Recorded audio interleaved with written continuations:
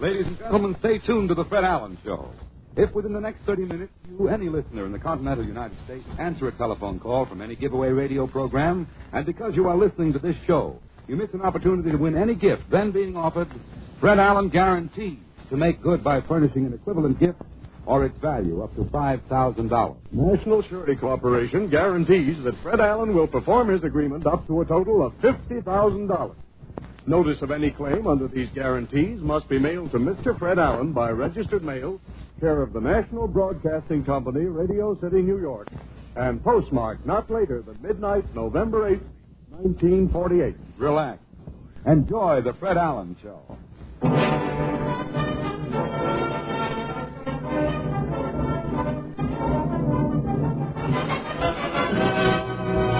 The Ford Dealers of America present the Fred Allen Show.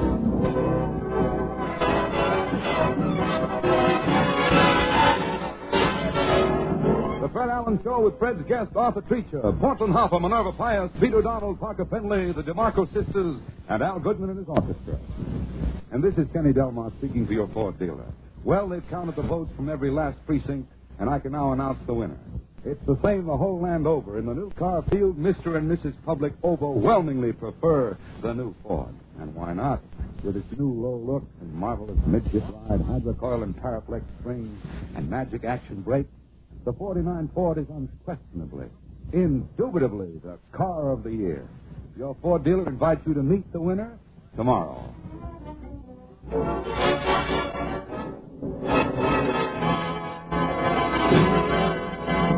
Well, it's Sunday night again, and as is his weekly custom, Fred Allen has a date at the corner of Main Street. Tonight, as Fred steps out of his new Ford, he hears a voice say, Mr. Allen! Hey, Portland, gee whiz.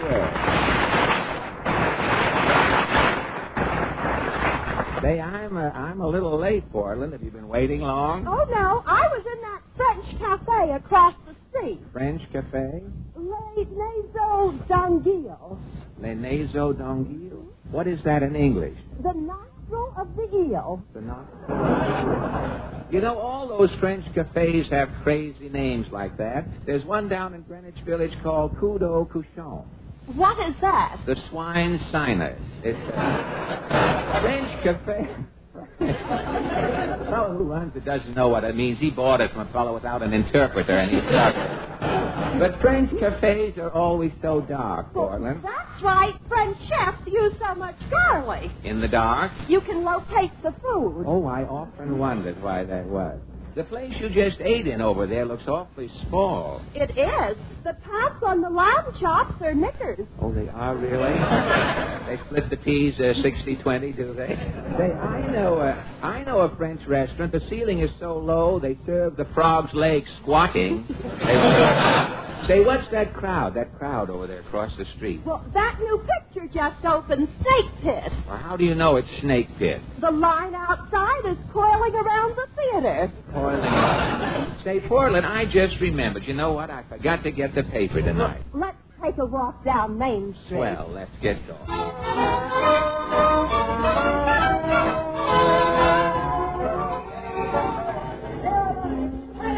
What does the paper say? Hey, here's an item. Medical Economics, National Physicians Business Magazine, says that there is only one doctor for each 1,082 persons in the United States.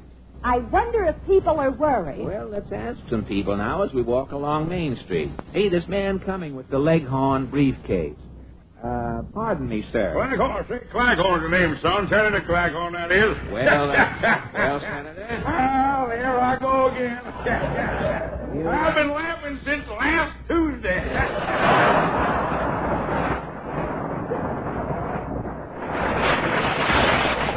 Laughing at what, Senator? The election. Yeah, son, that's the biggest upset this country has seen since the Normandy tipped over. Maine is seceding from the Union. The Republicans are giving their bandwagon back to Fitch.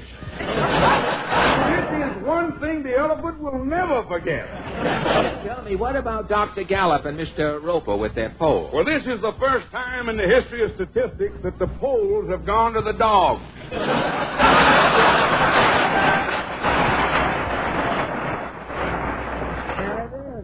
Senator, do you think that, our confidence is off the record, do you think the president had a hunch he would be reelected? Oh, Harry wasn't worried, son. He knew he'd be living in Washington 4 more years. How do you know?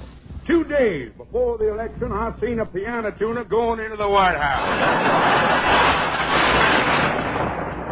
Well, tell me, Senator, how do you account for the president's reelection? Moving pictures done it, son. Moving pictures? People are so crazy about double features. You mean the president's first term? People want to see everything twice. I hate to change the subject, Senator, but a physician's magazine says that in this country today, there's only one doctor for each 1,082 persons. Well, the country don't have to worry about doctors for the next 4 years, son. No? The Democrats are the best doctors. Doctors? Them Democrats made the Republicans take their medicine. So long, son. So long.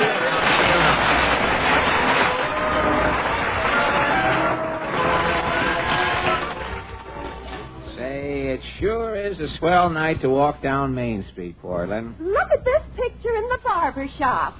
2 men wearing toupees. It says, which twin has the phony? Hey, look who just turned the corner. Titus Moody. Hi, Mr. Moody. Howdy, Bob.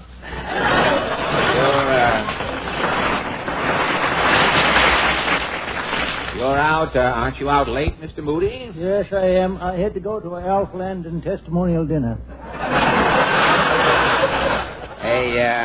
A big do, was it? Oh, they had some fella speaking. He was a Republican. A Republican, eh? He was appearing incognito.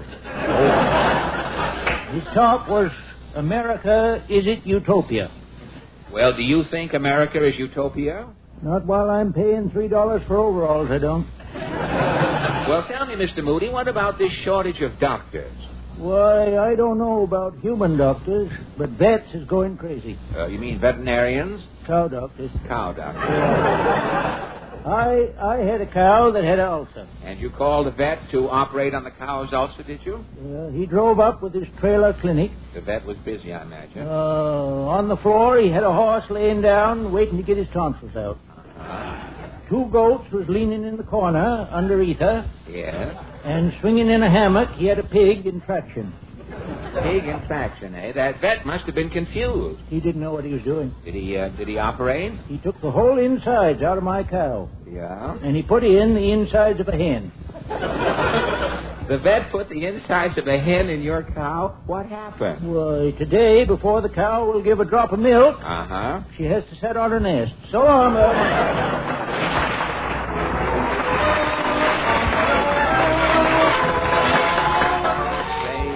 That Titus Moody is a character, Portland. This little woman coming looks familiar. Well, I should say so. Mrs. Nussbaum. So who is paging me? Oh, it's you. Yes. Out walking your dog, eh? Yes, it is a Seltzer Spaniel. You mean a water spaniel, don't you? I'm buying it in the Bronx. Oh, a Seltzer. Well, tell me, Mrs. Nussbaum, about this shortage of doctors. Who needs doctors? But, I'm taking out group hospitalizing. Oh, group hospitalization? Before they can take me to my hospital, a group is having to get sick. Oh, I often wonder. Hey, it is good to be healthy, huh? Good. It's also making trouble. Trouble? How do you mean? Well, my friend, Mrs. Bambi Rappaport, is crazy for health. Uh-huh. To getting iron, she's eating spinach. Uh-huh. Bambi is getting so much iron, her arm is looking like a niblick. And to making calcium, she's drinking milk. Uh-huh. Well, she's drinking so much milk, in the mouth she is now having 3 sets of teeth. 3 sets of teeth? Then, to improving the eyesight, Bambi is eating carrots. Is she eating too many carrots, too? Like a cat, she can now seeing only at night. Well, good. Eating all of these health foods, Bambi must be enjoying life. Enjoying? Her husband is getting a divorce. Why? Bambi is too healthy. Too healthy? When her husband is telling Bambi to drop dead, she couldn't do it. Thank you.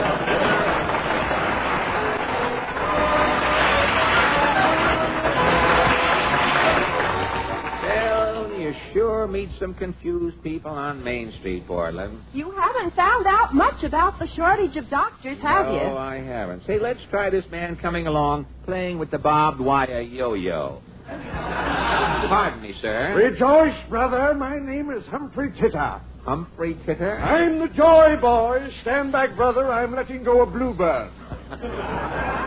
I just left the Republican headquarters. I yelled, rejoice, brothers. What happened? They threw me out. See, I remember you, Titter. You write unusual greeting cards and jingles. Yes, everybody waits for a special day to send out cards. And you? I send out greeting cards any day. Any day. Greetings, pal, and wishes good. I send you on this one day. I don't know when your birthday is, so I wish you a rousing Monday. Very good, very good. Rejoice, brother. Don't be like the man whose cat was run over by the steamroller, standing there with a long puss.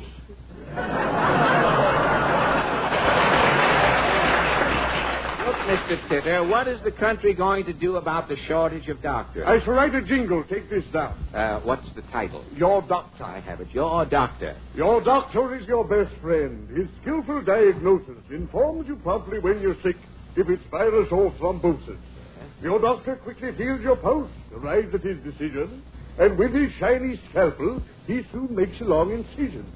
If you don't survive his surgery, your doctor never quakes. For his friend, the undertaker, always covers his mistake. So long, Mr. Titter. Rejoice, brother.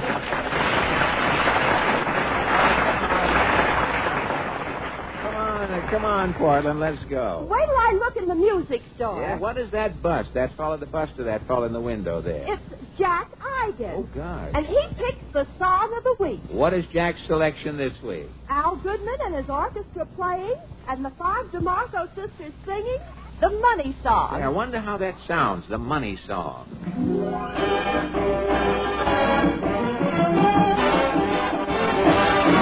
If you got it, you don't need it. If you need it, you don't got it. You don't get it, shame on you. Funny, funny, funny what money can do. Then they have it, get more of it. Less they need it, more they love it. And it sticks to them like glue. Funny, funny, funny what money can do. As the rich man, he'll confess, money can't buy happiness. As the poor man, he don't doubt, but rather be miserable with them without. If you spend it, please be wiser. If you save it, you're a miser. You don't want it, you are cuckoo. Funny, funny, funny what money can do.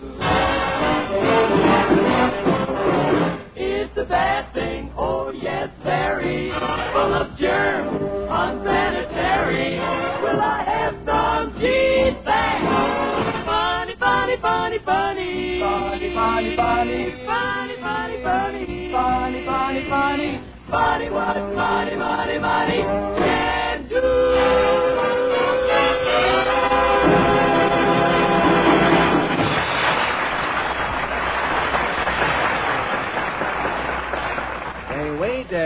Wait a minute, Portland, will you? Here's the Ford dealer's showroom. I think I'll stop in here for just a minute. Hi there, Fred.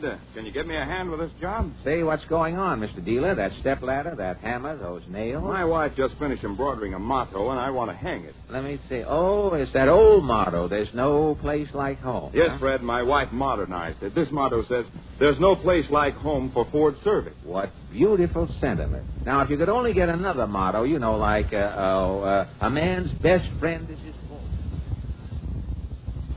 Let's drop in here at this bookshop, the choice ahead. Let's drop in and browse around. Well, I have to meet Mama to help her pick out a new fur coat. Oh, what kind of a fur coat is your mother getting?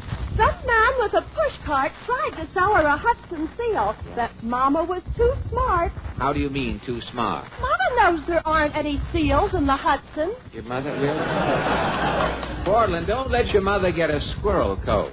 The squirrel coat will take your mother out in the park and bury her with the rest of the nuts there. Well, I'll see you later, Portland. You got to go. Good night. Good night. Say, this window is full of new books. Yeah, I'll go in and look around. think I'll stop here at this mystery counter. I guess this gentleman is ahead of me. I say, miss, do you have that new mystery, the man with the neon nose? Arthur Treacher.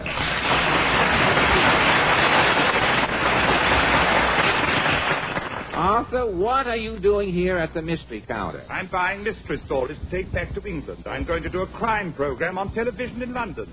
You're going to be on television in England? Yes, it is quite possible that at this very moment you're gazing at the British Howdy Doody. Have you found any... Have you found any good mystery stories here? Oh, there's some fascinating crimes in this anthology. Oh, in the anthology, really? No, anthology. Anthology, is Here's it? one. I thought you dropped your H's over there. Anthology. Here's one, murder in the aquarium. What is that? Well, a woman's body is found floating in a tank at the aquarium. There are no clues whatsoever. No clues, eh? An inkfish in the next tank writes out one word in the water. And the word is? Bundle. Bundle, hey? The police noticed a small hole in a bundle the woman was carrying. Yes? The police find that the woman's husband took a swordfish out of one of the tanks and stabbed his wife. The husband stabbed his wife with a swordfish? Right through the bundle. Hey, this sounds pretty involved. How did the police solve the crime? Luckily, the murderer confessed. Oh, well, that saves the whole That is, that is some mystery. This next one is fantastic. It's called The Fatal Hamburger. The Fatal Hamburger? Arthur, mysteries like these will start television doing giveaway programs. Now, if you really want a ripping mystery, I happen to have a thriller. Well, it's got to be good, Fred. I start next week. Oh, in London? Yes. My television program is called The Pips Piccadilly Mystery Playhouse. The Pips Piccadilly Mystery Playhouse. Yes. Pips Piccadilly is my sponsor. Oh. The program opens with 20 Piccadilly pickers peeking out of a brine barrel singing a rousing commercial. Well, how does it go? Piccadilly, Piccadilly, made by Pips. Smack your lips. Pips is Piccadilly, Pips is Piccadilly. Try some Pips on your fish and chips.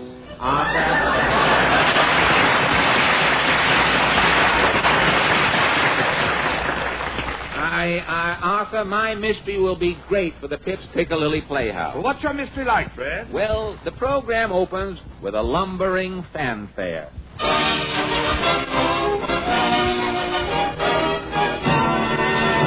The Pips Piccadilly Mystery Playhouse presents Another exciting adventure in the life of Sam Shovel, Private Eye.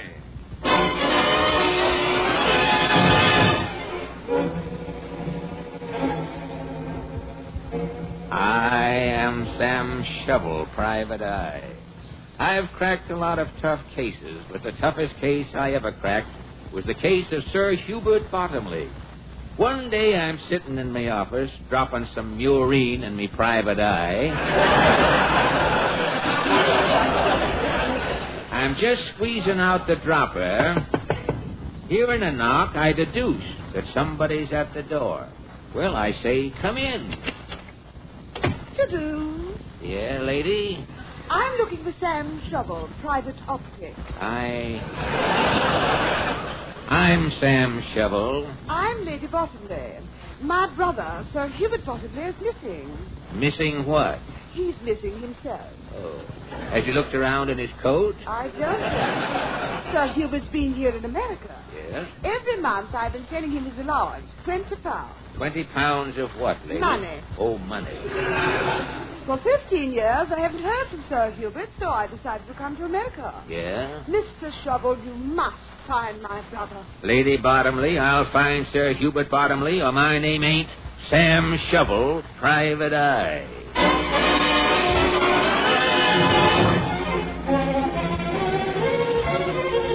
Lady Bottomley told me her brother was a big game hunter. The last address she had of Sir Hubert turned out to be an old brownstone back of a Natick stand just off Madison Avenue. Lady Bottomley was trembling as I pulled the old-fashioned bell. Yes? Are you Sir Hubert Bottomley? I'm Bellwether, Sir Hubert's butler. Whom have I the melancholy honor of addressing? I'm Sam Shovel, private eye. Stand back, Bellwether. Me and Lady Bottomley's coming in. Get your hands off my lapel. You're rumpling my dicky.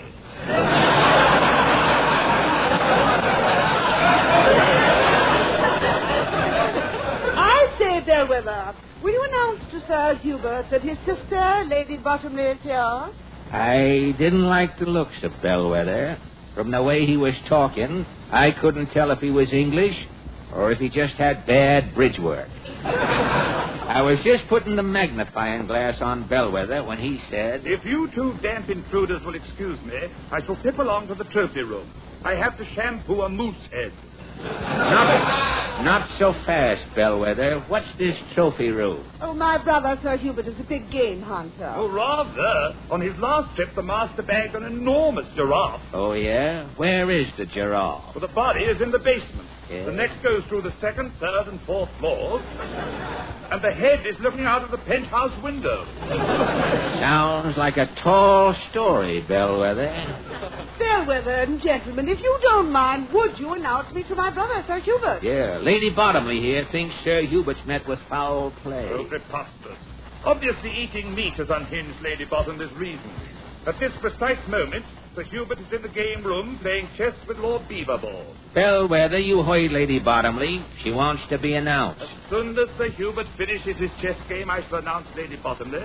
And now I must be off and shampoo that moose head, or Duz will have done it before I get there. I say, Mr. Shovel, I'm terribly sorry to have troubled you. My brother seems to be quite all right. I don't like it, Lady Bottomley. Do you think there's something wrong? I don't trust that Bellwether. Oh, I say, what was that? It wasn't me snapping me bubble gum. That was a shot. Those were 5 shots, I know it. And they were, you're very quick on the trigger counting them shots, Lady Bottomley. And they was coming through that keyhole. And they were coming directly at us. There's something suspicious going on here, Lady Bottomley, or my name ain't Sam Shovel, private eye.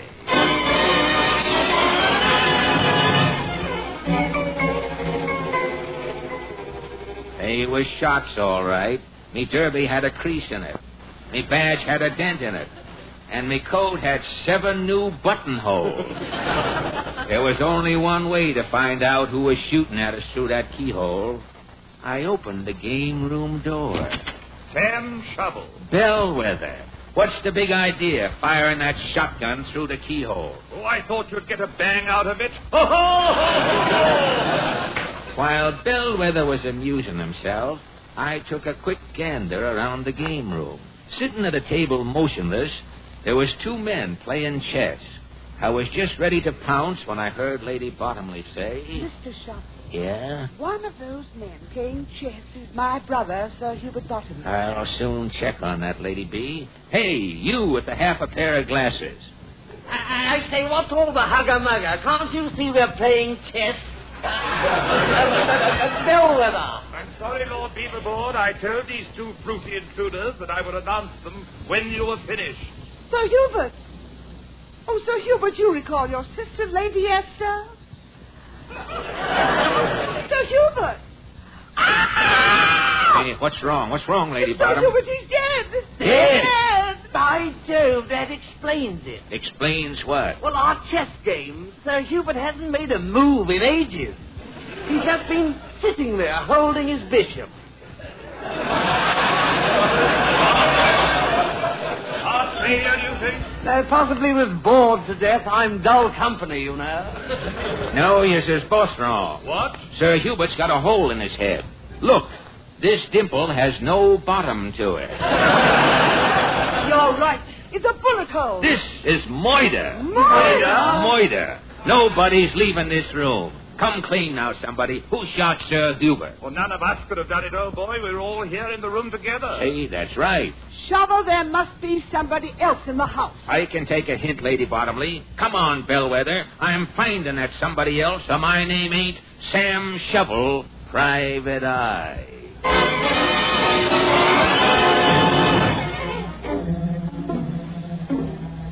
Bellwether and me started searching the room. There was 2 closets. I says to Bellwether, Bellwether, open that first door. Very well, sir. Gad, an elephant in the closet. Sir Hubert bagged it in India. Shot the blighter right out from under Cebu. Say, there's mohair sticking out of the elephant's trunk. And what's this label on the trunk? Taxidermy by Aubrey Tuttle. Who's Aubrey Tuttle? Aubrey Tuttle was Sir Hubert's favorite taxidermist. What's in this next closet? I'll open the door.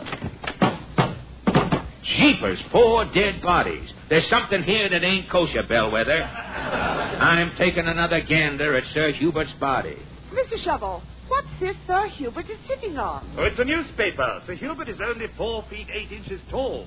He has to sit on the Sunday Times to look over the chess table. Yes, but the date on this paper, November 7th, 1933. This paper's 15 years old. Sir Hubert has been dead for 15 years. I say, this is going to be a blow to our club, you know. We elected him president 2 years ago.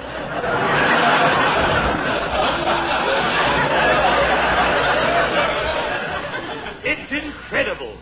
Sir Hubert dead 15 years? Why, he looks the same today as he did 15 years ago. Identically the same. Sir Hubert is the same as he was 15 years ago, Lady Bottomley. What? Look at this hole in his head. What do you see sticking out? Mohair. Mohair is right. Sir Hubert has been stuffed. Stuffed? Look here on his neck. One of them labels that was on the elephant. Taxidermy by Aubrey Tuttle. You mean the taxidermist actually murdered my brother, Sir Hubert, and then stuffed him? Yeah, Lady Bottomley.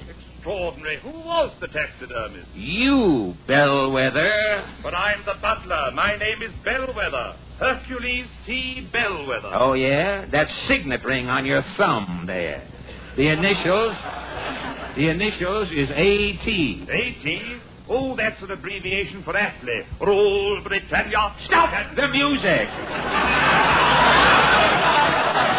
The jig is up, Aubrey Tuttle. You might as well confess. It'll make me very happy. Oh, but happiness is so middle class. Regardless. I do wish you'd confess, Bellwether. I'm famished for a cup of tea. Very well, Lady Bottomley. I am Aubrey Tuttle. I knew it. I killed Sir Hubert. Oh, you bounder. But why? But why, Mr. Tuttle? Well, 15 years ago, Sir Hubert returned from Africa with a boatload of big game. I was his taxidermist. And you stuffed the animals? I put everything I had into them. When I finished, my bill was £2,000. Sir Hubert refused to pay me. You was penniless, eh? I had to have money. I knew Sir Hubert was getting £20 a month from his sister in England, so I decided to murder Sir Hubert, pose as his butler, and collect the money he owed me. What became of Bellwether, the real butler? Well, he's in the closet with the rest of the staff. You mean them stuffed stiffs of the staff? Why did you kill them and stuff them, Bellwether? I had some mohair left over. Aubrey Tuttle, you are a fiend, definitely. By Jove, my opponent dead for 15 years. It's so difficult to tell in chess. Say, where are you going, Tuttle? I think I shall step out for a bit of swan-upping. Come back here, you. Unhand me, you succulent mendicant. Right in the peeper. A bit of a shiner. Okay, Tuttle. You're coming with me, Or what? Or my name ain't Sam Shovel, Private Black Eye.